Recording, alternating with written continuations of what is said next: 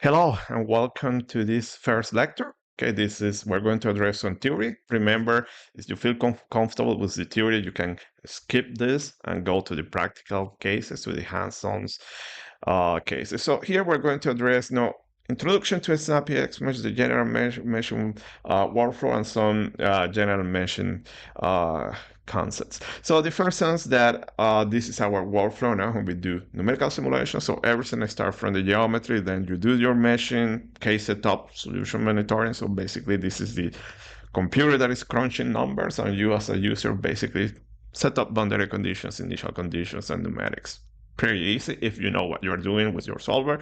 And then you have post-processing. So the whole workflow, the most time-consuming tasks are these two, the pre-processing. Very time-consuming. Here you have geometry and meshing. So based on my personal experience, I think this can take as much as 80% of your time as a user. Okay, remember the computer is the one crunching numbers. So here you have to spend a lot of time. You have to do your best to get the best geometry, to get the best mesh. It's very important, doing the geometry. As I mentioned previously, this is not focusing on geometry, but as you can see, it's integral part. So we're going to address a little bit how to generate the geometry. So for the basic cases that we're going to cover in the hands-on sessions, I'm going to show you how to generate all those geometries. So to generate the geometry I use Onshape. I love the tool. Okay, you can get a free account. It's a fully professional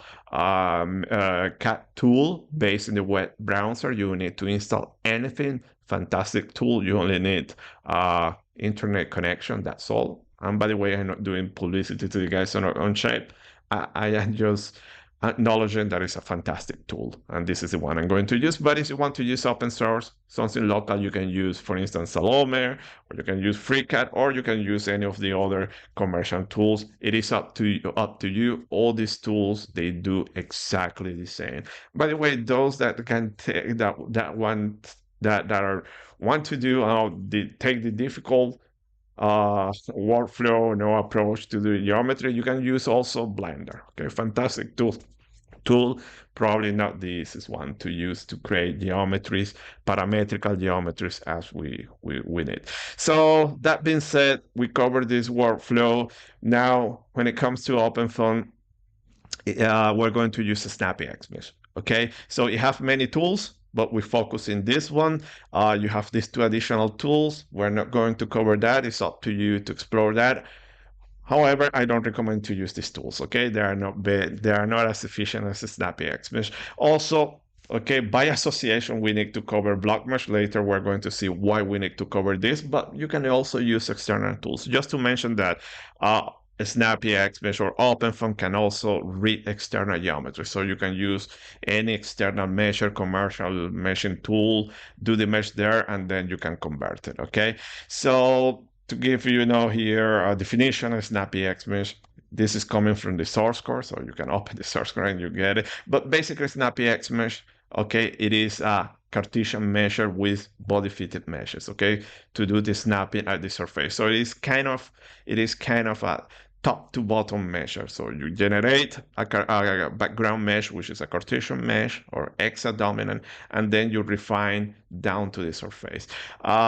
Something very important that snappyHexMesh, it is a 3D meshing tool. Everything is done in 3D. It does not do 2D meshes. However, I'm going to show you how to do that. Okay, it's a relatively easy step, but it is not integrated in the meshing workflow. The geometry also, you need to read it in STL or OBJ format, so any CAD tool can do it. I have to say that this is not my favorite format for geometry, but it works, okay? But hopefully the developers in the future will add some support to state edges or something more sophisticated, but it doesn't matter. So when we generate the mesh, always the geometry, you put it here, and then you control all the meshing stages using this dictionary, this input file. Now there are many keywords. It can be very intimidating input file because you will find more than 70 different keywords. I'm not going to focus in every keyword, know how to use them. So I'm going to go just to the most basic ones, the most important ones, and I'm going to show you my standard practices. So to stress this one, remember snappyHexMesh is a 3D meshing tool. To generate 2D meshes, we need to do an extra step. It's not complicated, but have that in mind. So hopefully by the end of all this training or after 2-3 hands-on sessions, you will realize about this. Or also if you're already a user of OpenFOAM, blockMesh, and snappyHexMesh, you will know that if you have easy geometries, you use blockMesh. So in this case, would be the pyramids, or it can be a square cube, something like that. Something super easy. But if you have something complicated, you go and you use a snappyHexMesh. Okay, I'm not saying that you can do that you cannot do a geometry about this a mesh about this geometry using blockMesh, but it is something very, very, very, very difficult, very daunting task.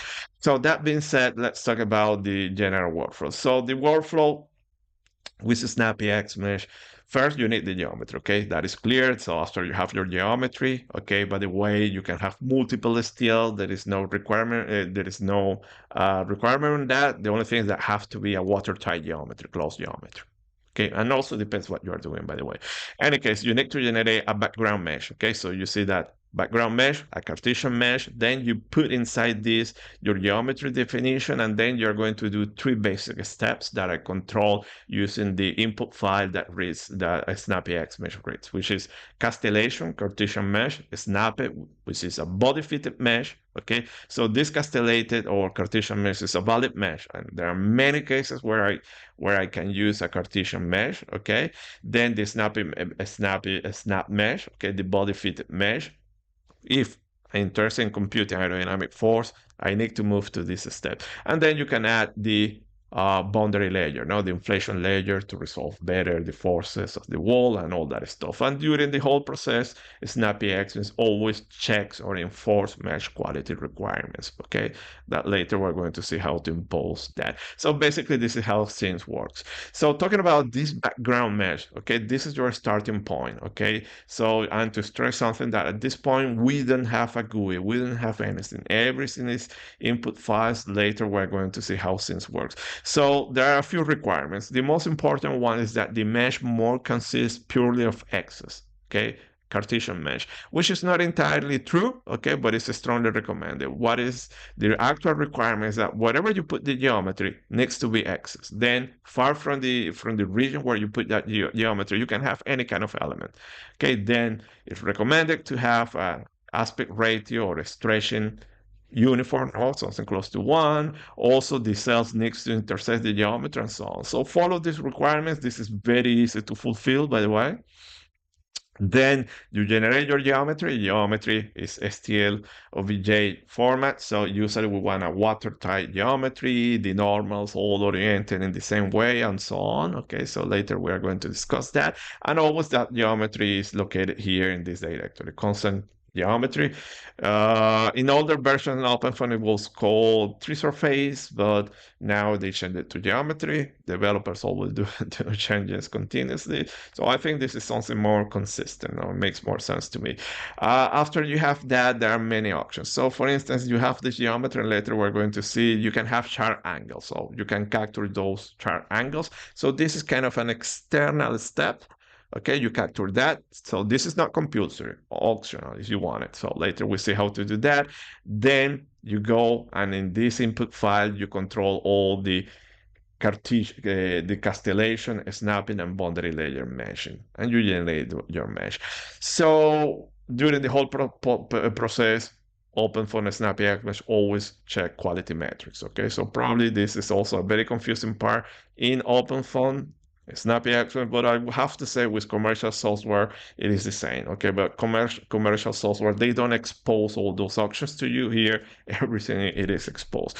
But what is important here, where to focus it is in this line here. Okay, so in our experience, we have found that when it comes to mesh quality, you need to aim for something that is about no more than 80% of non-orthogonality and no more than 8 when it comes to skewness. Okay, so if you don't know what is this, later in next video or we're going to talk about this one, but this is what you should aim. It doesn't mean that you have larger values, it's not going to work, but be careful that might be difficult to get convergence. Okay, so very important talking about the background mesh. So remember that you generate this background mesh and then you have a base cell. Okay, so the base cell, the cell next to the STL surface. So look at that here. You have background mesh generated using blockMesh or whatever tool that you want to use. Remember to fulfill those specific requirements that it has to be accessed next to the surface and it has to intersect the surface. So this base cell, okay, have a length, let's say there is 1, and then the refinement, okay, and remember here, we don't have a GUI. Also, there is no way to say that on the surface, I want a element size of 0.01 or 0.25 meters, okay? That is control everything in function of this. So if this one, it is 1, is you do a refinement level of 1, it will become 0.5, and if you do a refinement level of 0.2, it will split and it will become 0.25, and that is how you reach that level, okay? So it's very difficult to reach, for instance, 0.323. Probably you will need to change this one to have that. But this is how you control and you get an idea that the edge size can be controlled like that. Remember, it is Cartesian mesh. It uses this kind of 3 data structure. So a single cell, remember, 3D is split in 8 x's. And this one then is split in 64 x's and so on. So you can see that very fast your memory requirements will grow if you put something like 6 or 8. So be careful about that. And we're going to see some tricks on how to control that. So the steps here, first, you get an idea of your domain. So here you have your geometry, your domain dimension, so on. Create the background mesh, put it inside. Now you have a reference how you want to refine this, and then you start to control all the different refinement options and so on in the snappyHexMesh and also surface feature. So the first step, see that I'm telling, capture these edges. So these are sharp angles here or intersections. Capture these ones. Okay, so this is done using surface features. Later we're going to see that. And clearly here you can start to see that we have here a refinement level of 2. Starting from this one, we're splitting the cells in 2. Okay, so somewhere in this input dictionary, you start to see that. Then you can add refinement in the surface. Okay, so now you see here that we went to 4 here clearly, and this is 2 close to the surface. See that it's still inside of the geometry, we have cells, but later they are removed. So there is an option to say where do you want to mesh. Then also, don't pay attention to this. This is just to show you that you can do refinement, also create buffers or do cell region selections just to apply source terms and so on. So this is something optional. Don't pay attention to that. Later we're going to see how to do it. So this step now, you start to remove cells. You do some optimization of the removal and some quality metrics, and you get this one. So this is the castellated mesh. And at this point, this is a very valid mesh, okay? However, it's not so good if you want to resolve well the forces or the boundary layer, but it's valid. Look at that. Also, we add a region refinement here. So see that nothing here, and then we added a box and refined here a refinement of 1. Clearly, you can see how you do the splitting. So remember, here you don't define explicitly the dimension. Everything is done in function with your base cell, okay? Then the next step is that snapping. So again, there are many options. You control the snapping, and then you are going to have the body fitted mesh. As you can see, very nice mesh. And at this point, also valid mesh. It's up to you if you want to use it or not. But let's say that, okay, I want to add the boundary layer because also I want to resolve boundary layer. Then the final step is boundary layer addition. So you add that in top of the mesh, okay? So you can see that the process, when I mention, is top to bottom. Top, background mesh, and then go down to the surface and grow everything. Okay, this is what we call top to bottom. And here you have the whole process now. So see that every single iteration, snappyHexMesh is going to control mesh quality, try to enforce that, and you get your final mesh. So see that the final step, when you add the inflation layer, you just push away the mesh from the surface, and then it will fit there the boundary layer. That is the tricky part, how to add the boundary layer. So if you already have used OpenFOAM, you know that that is difficult. Hopefully, I'm going to show you a few tips.